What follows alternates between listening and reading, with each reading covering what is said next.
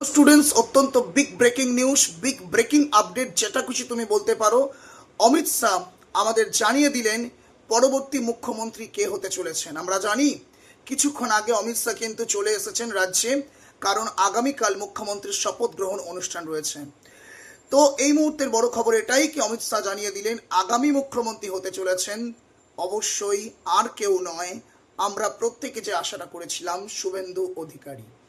অর্থাৎ আগামীকাল যে মুখ্যমন্ত্রী শপথ নেবে তার নাম শুভেন্দু অধিকারী।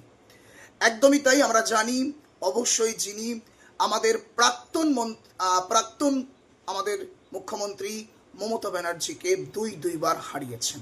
অবশ্যই অনেক অনেক কংগ্রাচুলেশনস স্যারকে। আমরা আশা করতে পারি যে উদ্দেশ্য নিয়ে আজ ভারতীয় জনতা পার্টি অর্থাৎ বিজেপিকে ক্ষমতায় আনা হয়েছে, সেই উদ্দেশ্যকে শুভেন্দু অধিকারী স্যার কড়ায় গন্ডায় পুষিয়ে দেবেন।